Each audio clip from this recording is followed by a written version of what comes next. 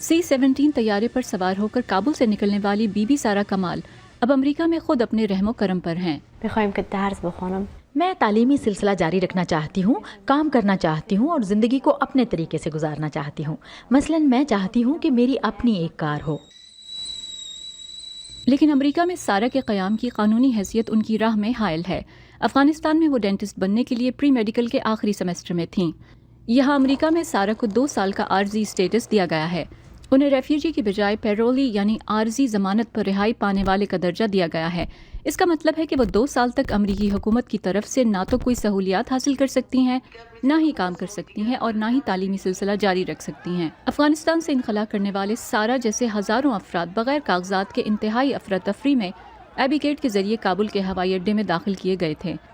امریکی شہریوں یا خصوصی امیگرنٹ ویزا رکھنے والوں سے تعلق کی بنا پر انہیں یہاں لا کر ان کے داخلے کی کارروائی امریکی سرزمین پر کی گئی اور انسانی ہمدردی کی بنیاد پر پیرولی کا درجہ دیا گیا۔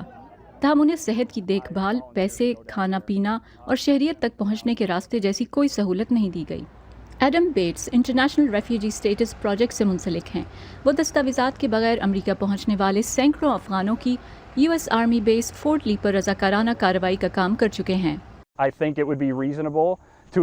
میرے خیال میں یہ فرض کر لینا قابل جواز تھا کہ اگر امریکی حکومت آپ کو 6000 میل کا فاصلہ طے کر کے امریکہ لائی ہے تو آپ کو کام کرنے کی اجازت بھی دی جائے گی، لیکن ایسا ہوا نہیں۔ اور یہی بات سینٹر فار امیگریشن اسٹڈی کے اینڈریو آرتھر کے لیے پریشانی کا باعث ہے۔ کوئی بھی شخص جو اس ملک میں ہے اور جس کے پاس کفالت کا کوئی ذریعہ نہیں ہے تو آپ جانتے ہیں کہ شاید وہ غیر قانونی معاشی طریقوں کی جانب رجوع کرے اور ہو سکتا ہے کہ یہاں اپنی بقا کے لیے جرائم کی دنیا کا رخ بھی کرے۔ اس کا حل وفاقی فنڈنگ ہو سکتا ہے۔ بائیڈن انتظامیہ افغان شہریوں کی بیرون ملک پروسیسنگ، جانچ پڑتال اور دوبارہ آباد کاری کے لیے کانگریس سے $6 ارب سے زیادہ مانگ رہی ہے۔ نیشنل پبلک ریڈیو کے ایک جائزے سے پتہ چلتا ہے کہ امریکیوں کی اکثریت افغان شہریوں کے امریکہ میں داخلے کی حمایت کرتی ہے، لیکن اس آباد کاری کی مخالفت کرنے والے ہر 3 میں سے 2 کا کہنا ہے کہ امریکہ مزید پناہ گزینوں کی مدد کا متحمل نہیں ہو سکتا۔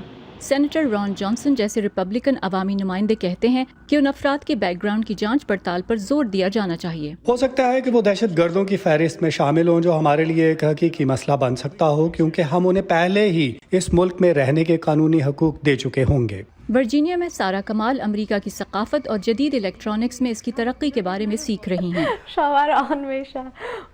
پانی کا نل چلانا کار کے الیکٹرک سسٹم کی طرح ہے جو خود کو ایک ٹچ سے ایڈجسٹ کرتا ہے۔ فی الوقت 23 سالہ سارہ اپنی نئی زندگی میں خود کو ڈھالنے کی تگ و دو میں لگی ہیں، جبکہ یہ فیصلہ دوسروں کے ہاتھ میں ہے کہ کب انہیں ڈاکٹر سارہ کمال کے نام سے بلایا جائے گا۔